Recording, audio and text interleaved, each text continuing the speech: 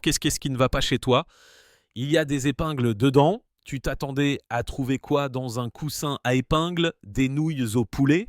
À 76 ans, Art Carney a finalement prononcé les mots qui ont stupéfié les fans de longue date de The Honeymooners. Pendant des décennies, les gens ont cru que l'alchimie entre Ralph Cradden et Ed Norton était naturelle, le genre de magie que la télévision ne pourrait jamais simuler. Mais Carney a admis que derrière les rires, il était sur le point d'abandonner pour toujours. La raison? Jackie Gleason. Gleason était plus grand que nature à l'écran, mais derrière le rideau, il était imprévisible, explosif et impossible de travailler avec lui. Son refus de répéter, son penchant pour la boisson et son tempérament ont créé un chaos constant. Carney, un homme qui s'épanouissait grâce à la préparation, a presque atteint son point de rupture. La vérité choquante qu'il a révélée plus tard dans sa vie a changé la façon dont les fans percevaient la sitcom bien aimée. Comment l'émission pouvait-elle survivre alors que ses stars étaient sur le point de se déchirer? La télévision au début des années 1950 était encore en train de trouver son identité. Les familles se rassemblaient autour de petits écrans en noir et blanc, avides de programmes qui pourraient les faire rire et oublier le stress de l'Amérique d'après-guerre. De ce moment est né Jackie Gleason, un comédien avec un sens du timing inégalé et un charisme qui remplissait n'importe quelle pièce dans laquelle il entrait. Gleason était déjà en train de devenir un nom familier lorsqu'il a créé le sketch qui allait finalement évoluer vers The Honeymooners. Au début, ce n'était pas une série complète. Elle est apparue comme un sketch récurrent dans le Jackie Gleason Show où le chauffeur de bus bourru Ralph Cradden s'affrontait et se connectait avec son adorable voisin Ed Norton. Le public a immédiatement réagi. Ils se sont reconnus dans ces frustrations de la classe ouvrière, les petits appartements, les rêves de réussir et les querelles sans fin entre mari et femme qui revenaient toujours à l'amour. Le choix d'Art Carney pour le rôle d'Ed Norton était un coup de génie. Carney a apporté chaleur, comédie physique et un rythme unique au rôle. Son Norton n'était pas seulement un acolyte, il était une force égale, un faire-valoir qui empêchait le Ralph de Gleason de sombrer trop dans la cruauté. Les téléspectateurs adoraient l'équilibre. Gleason était la fanfaronnade, Carney était le cœur. Ensemble, ils ont créé quelque chose qu'aucun producteur ne pouvait fabriquer, une véritable magie à l'écran. Au moment où The Honeymooners s'est transformé en sa propre sitcom d'une demi-heure. En 1955, l'attente était à son comble. Les gens se branchaient semaine après semaine et pendant un bref instant, cela a semblé imparable. Les critiques ont salué l'écriture pointue. Le public a cité les répliques. Et Ralph et Norton sont devenus des icônes culturelles. Pour le monde extérieur, cela ressemblait à une association parfaite entre deux hommes destinés à travailler côte à côte.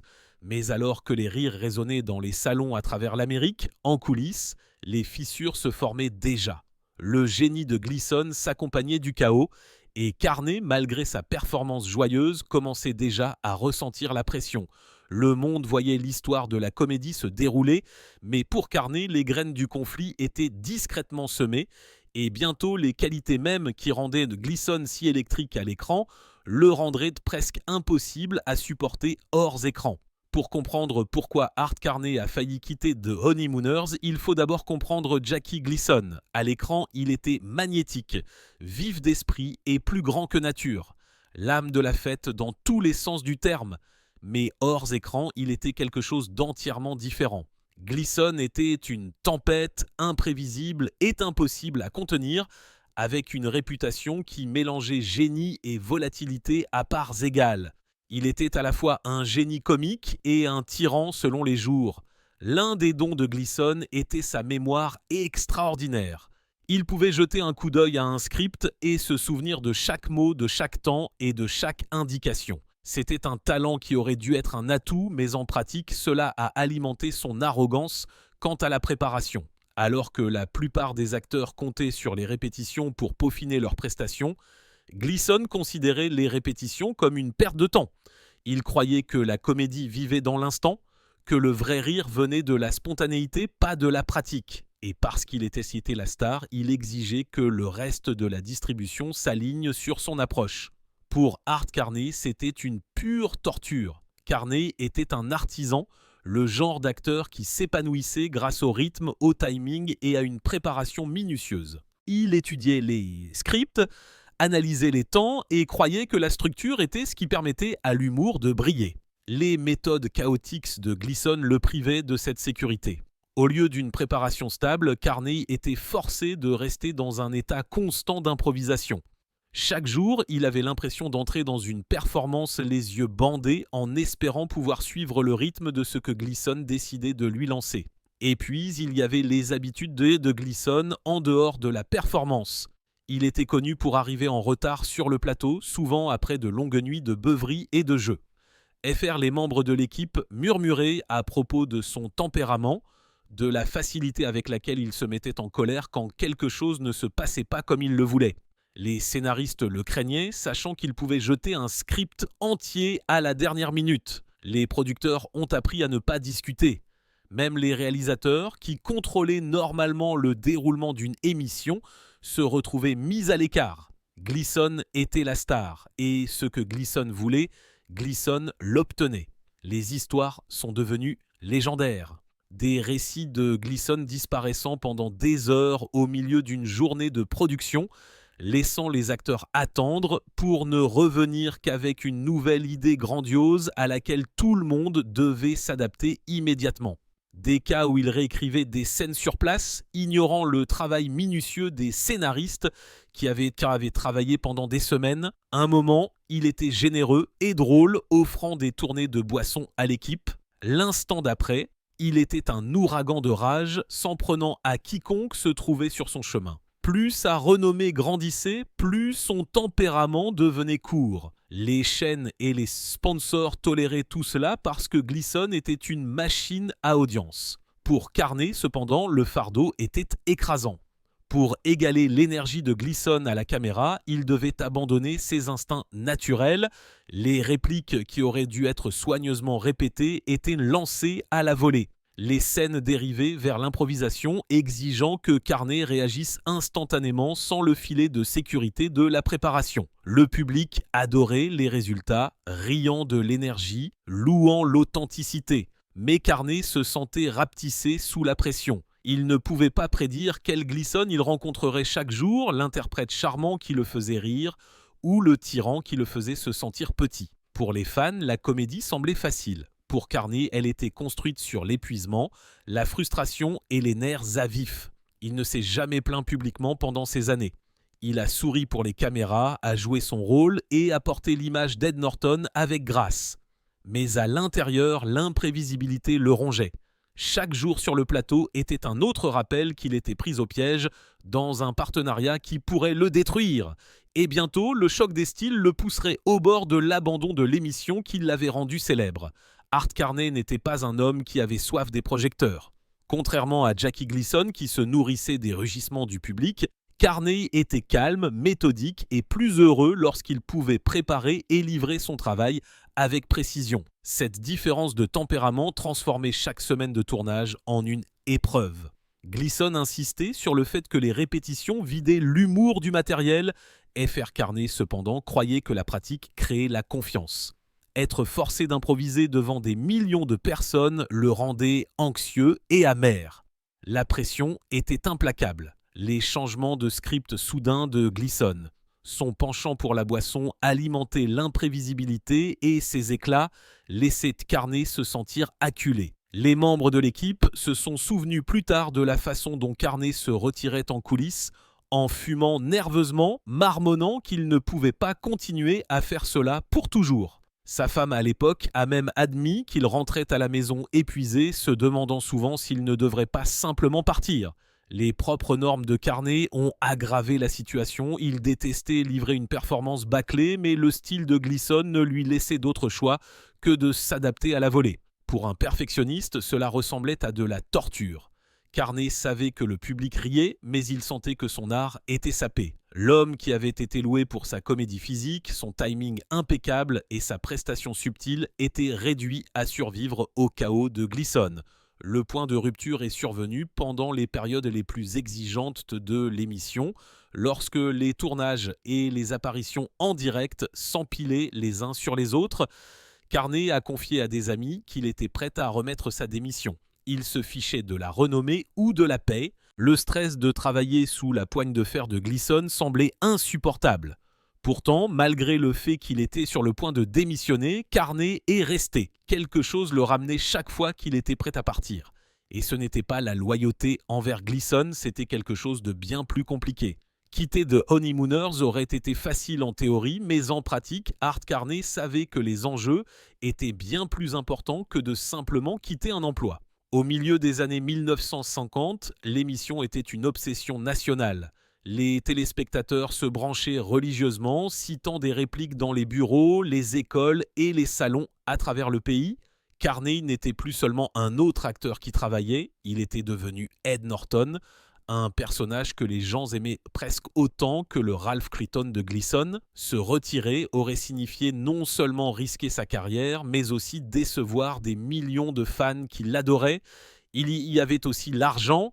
La télévision à cette époque n'était pas aussi lucrative que les décennies suivantes, mais être dans une émission à succès apportait des chèques de paye réguliers, des contrats de parrainage et des opportunités que Carney pourrait ne jamais revoir. Pour un homme qui avait lutté pendant des années pour gagner sa vie dans le monde du spectacle, abandonner ce genre de sécurité était terrifiant. FR. Mais il ne s'agissait pas seulement de renommée ou de confort financier. Carney, à sa manière discrète, respectait le talent de Gleason. Il a peut-être méprisé l'imprévisibilité, mais il a reconnu le génie quand il l'a vu. Gleason pouvait tenir un public dans la paume de sa main. Et Carney savait que travailler à ses côtés, aussi douloureux que cela puisse être, cimentait leurs deux noms dans l'histoire de la télévision. Même à son plus frustré, Carney a admis plus tard qu'il y avait des soirs où le timing de Gleason le laissait bouche bée. Carney se souciait également profondément du reste des acteurs et de l'équipe. Audrey Meadows, qui jouait Alice Craddon, agissait souvent comme une présence apaisante sur le plateau. Joyce Randolph, qui jouait Trixie, se souvenait de Carney comme d'un professionnel qui essayait de protéger les autres des explosions de Gleason. Sa loyauté envers eux a rendu plus difficile le fait de s'éloigner.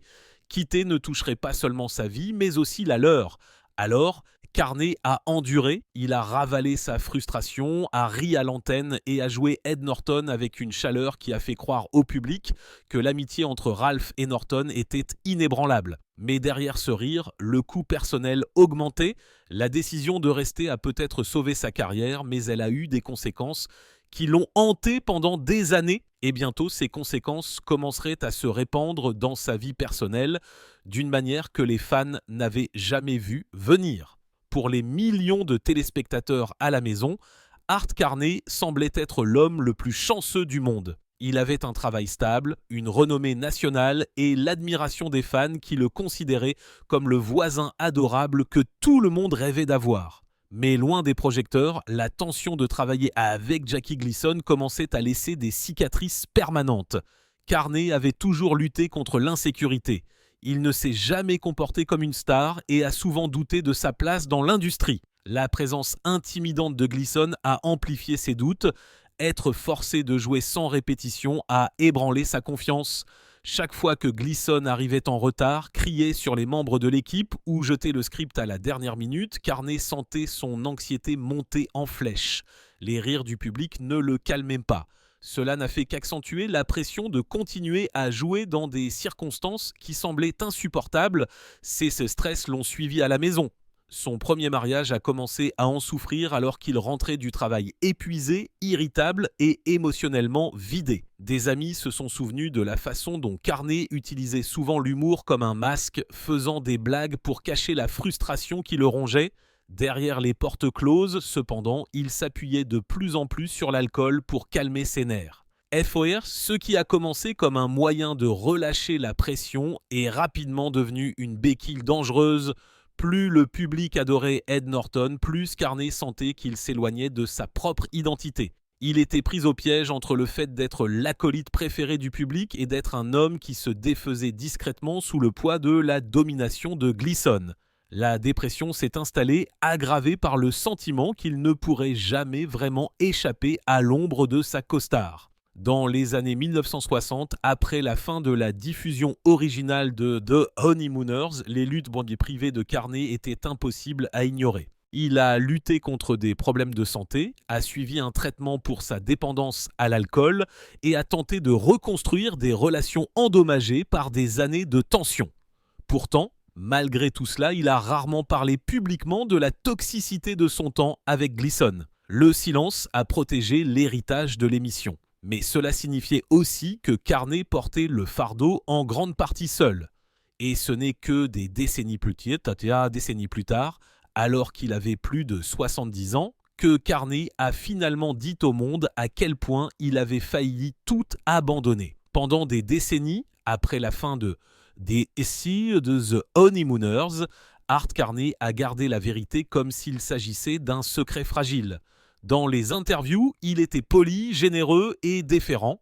Il a loué le génie comique de Jackie Gleason, a rendu hommage au scénariste et a toujours souligné l'alchimie qui a fait tomber le public amoureux de Ralph et Norton. Au public, il a brossé un tableau d'harmonie et de respect mutuel. Ce silence n'était pas un accident. Carney comprenait que les fans voulaient de croire à la magie qu'ils voyaient sur leurs écrans et il ne voulait pas ternir cette image tant que le souvenir était encore frais. Pendant des années, les journalistes l'ont interrogé sur sa relation avec Gleason et ses réponses s'éloignaient rarement du script sûr. Il qualifiait Gleason de plus grand que nature et parlait du plaisir qu'il avait à jouer devant un public en direct.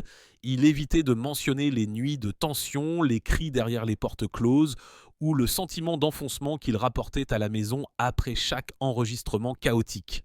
Pour le monde extérieur, Carney était l'acolyte loyal qui adrainerait sa costard. Pour Carney lui-même, c'était un masque qu'il portait pour survivre, mais lorsqu'il a atteint l'âge de 76 ans, quelque chose a changé. Peut-être était-ce la perspective que donne le temps ou la liberté de ne plus avoir à protéger les carrières et les réputations. Quelle que soit la raison, Carney s'est finalement permis de parler honnêtement de ce que ces années avaient vraiment été et ce qu'il a révélé a stupéfié même ses admirateurs les plus dévoués. Carney a admis que travailler avec Gleason avait failli le briser. L'alcoolisme, le refus de répéter, le tempérament qui pouvait s'enflammer sans avertissement, tout cela a transformé le plateau en un lieu de crainte plutôt que de joie. Il a avoué qu'il avait été dangereusement près d'abandonner complètement, prêt à abandonner le rôle d'Ed Norton malgré le succès, l'argent et l'adoration qu'il lui apportait. Pour un homme qui avait passé des décennies à cacher soigneusement la vérité, c'était un aveu étonnamment brut. FR, ce qui a le plus choqué les fans, ce n'est pas seulement la difficulté du comportement de Gleason, mais le gouffre entre la perception et la réalité. Les téléspectateurs ont longtemps supposé que la chaleur entre Ralph et Norton reflétait le lien entre Gleason et Carney eux-mêmes.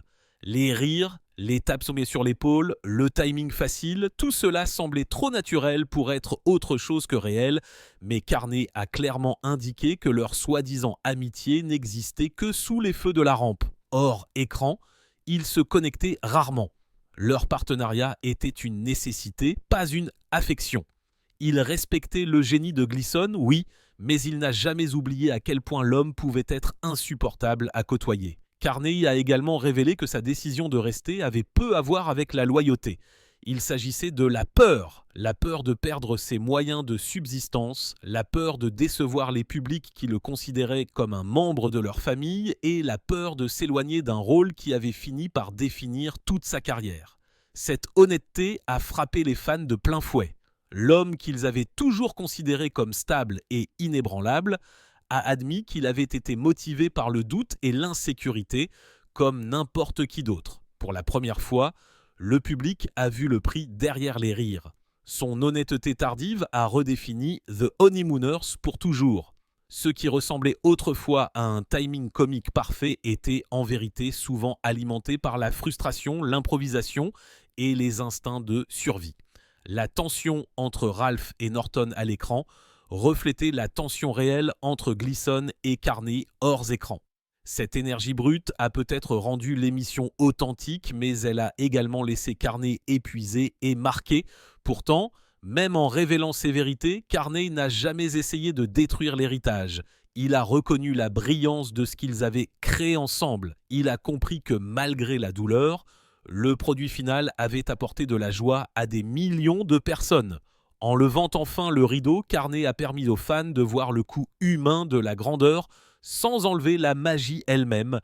Et ce faisant, il a préparé le terrain pour la partie la plus compliquée de leur héritage. Un héritage construit sur le rire, mais hanté par le prix de sa création. La révélation n'a pas effacé ce qu'Hartcarney et Jackie Gleason ont accompli ensemble.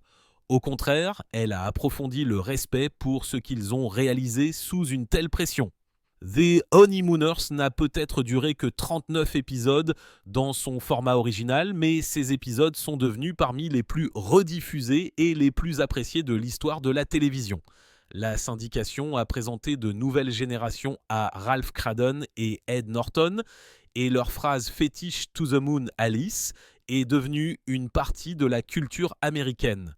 Les fans ont été stupéfaits d'apprendre que les rires qu'ils aimaient étaient nés de la tension, mais beaucoup ont soutenu que cela expliquait pourquoi la comédie semblait si authentique. Les aspérités dans les plaisanteries de Ralph et Norton reflétaient les frictions bien réelles entre Gleason et Carney. Faire ce qui semblait être un timing parfait était dans de nombreux cas le résultat des efforts de Carney pour suivre l'imprévisibilité de Gleason. L'authenticité de cette lutte a donné à l'émission sa puissance brute. Quant à Carney, son honnêteté tardive n'a pas terni sa réputation. Au contraire, elle l'a humanisé. Le public a fini par apprécier à quel point il avait enduré pour donner vie à Ed Norton. Gleason, malgré tous ses défauts, est resté respecté pour sa brillance. Mais les fans ont commencé à le voir sous un jour plus compliqué. Le génie qui alimentait sa comédie était aussi le chaos qui a failli détruire ceux qui l'entouraient. Ensemble, ils ont laissé derrière eux un héritage à la fois triomphant et tragique. The Honeymooners est toujours étudié comme l'une des plus grandes sitcoms jamais réalisées, une base sur laquelle d'innombrables comédies modernes ont été construites. Pourtant, connaissant la vérité, les fans ne peuvent s'empêcher de se demander si Gleason avait été plus facile à vivre. Si Carney n'avait pas été poussé à bout, combien de temps la magie aurait-elle pu durer ? Cette question persiste, ajoutant une touche douce amère à une émission qui fait encore rire les gens près de 70 ans plus tard. L'héritage de Gleason et Carney nous rappelle que certains des plus grands chefs-d'œuvre sont issus des partenariats les plus difficiles. La confession d'Hartcarney à 76 ans a changé la façon dont le monde voyait The Honeymooners. Ce que des millions de personnes croyaient être une comédie sans effort était en vérité né du stress, du conflit et de l'endurance. Le génie de Jackie Gleason a créé l'histoire de la télévision. Mais sa volatilité a laissé des cicatrices sur les personnes mêmes qui ont contribué à donner vie à sa vision. Pour Carney, la décision de rester, lui, a apporté la gloire et la reconnaissance. Mais cela lui a également coûté des années de lutte personnelle. Et pourtant, lorsque le rideau est tombé, ce qui est resté est un corpus d'œuvres si intemporelles que le public en rit encore aujourd'hui. C'est peut-être la plus grande ironie de toutes. La tension qui a failli les briser a également créé une comédie qui ne s'effacera jamais. Qu'en pensez-vous ? The Honeymooners valait-elle vraiment la peine derrière les coulisses ? Ou le fait de connaître le prix change-t-il votre façon de la voir ? Dites-le nous dans les commentaires. Et n'oubliez pas d'aimer cette vidéo, de vous abonner pour plus d'histoires inédites d'Hollywood et de cliquer sur la cloche de notification pour ne jamais manquer ce qui va suivre.